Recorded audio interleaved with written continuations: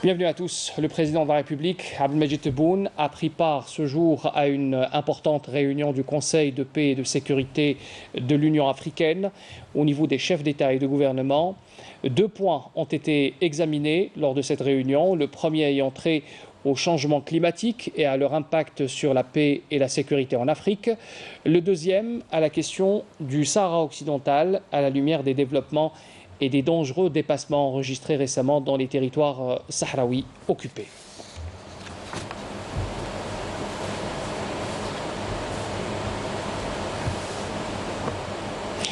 Lors de son intervention sur les changements climatiques, le président de la République a présenté une proposition de notre pays pour la création d'un fonds africain dédié aux catastrophes dues au changement climatique. Il avait affirmé son attachement à préserver les valeurs sur lesquelles repose la Convention cadre des Nations Unies sur les changements climatiques. Je vous invite à écouter une intervention du chef de l'État. على صون المبادئ التي تقوم عليها الاتفاقية الإطارية للأمم المتحدة حول تغيير المناخ، وعلى رأسها مبدأ المسؤولية المشتركة والمتفاوتة للدول الأطراف.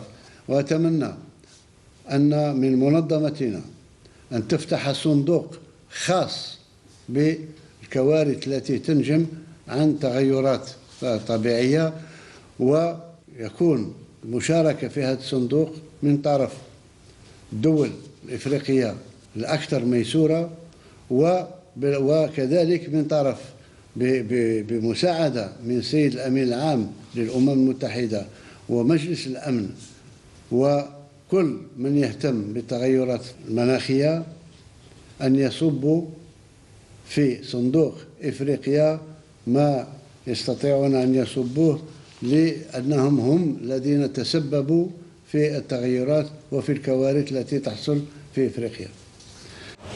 Les participants à cette réunion ont adopté la proposition présentée par l'Algérie concernant la création de ce fonds africain dédié aux catastrophes dues au changement climatique.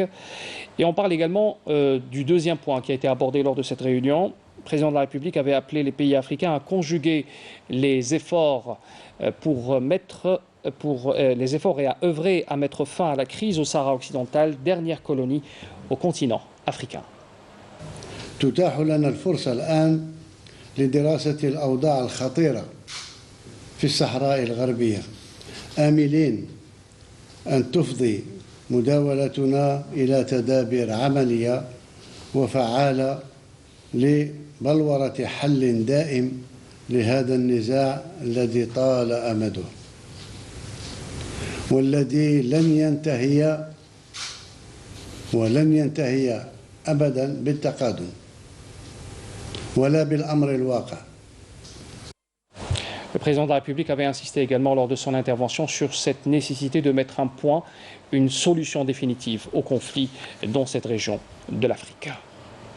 إفريقيا التي تغلبت على الاستعمار الأوروبي بصفة عامة بنضالها السياسي وكفاحها المسلح في بعض الأحيان، والتي أسقطت النظام العنصري الأبارتايد، يتبقى لها اليوم أن تقضي على آخر بؤرة استعمارية في إفريقيا في قارتنا. وفي هذا الإطار أود الإدلاء بالملاحظات التالية.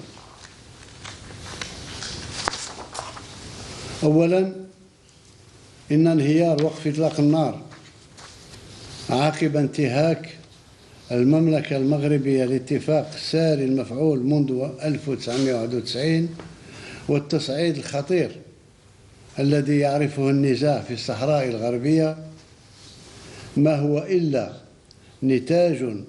نتاج عقود من سياسة العرقلة والتعطير الممنهجة لخطط التسوية والالتفاف على مسار المفاوضات، وكذا المحاولات المتكررة لفرض الأمر الواقع على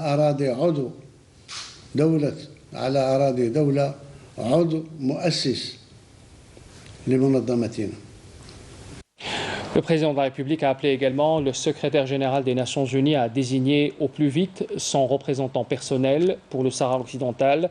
Il avait affirmé la nécessité d'octroyer les prérogatives nécessaires à la mission de la MINURSO en vue de faire face aux violations des droits de l'homme au Sahara occidental.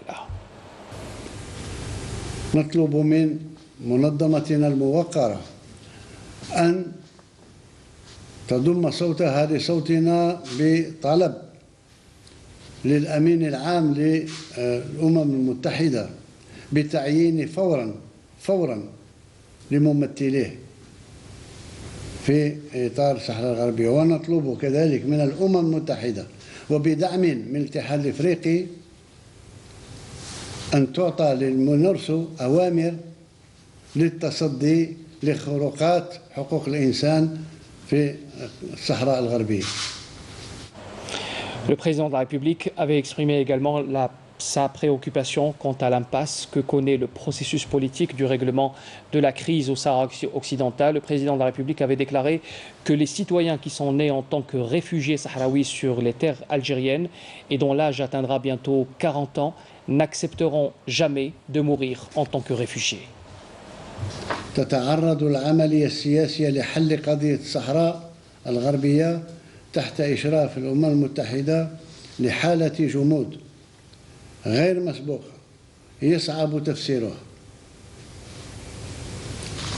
في ظل الآثار الخطيرة لتجدد النزاع المسلح والمسؤولية الدائمة للأمم المتحدة تجاه هذا الإقليم.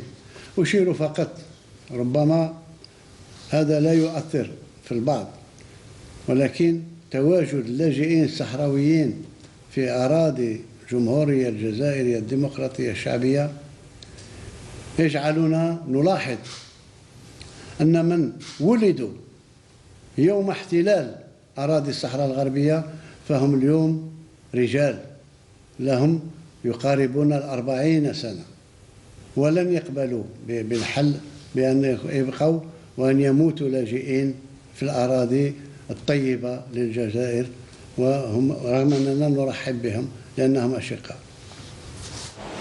Le débat entre les chefs d'État membres du Conseil était animé, un débat durant lequel il a été rappelé les référents historiques et juridiques concernant le dossier du Sahara occidental, en soulignant la nécessité de réactiver et de renforcer le rôle de l'Union africaine pour mettre fin à la dernière colonie d'Afrique.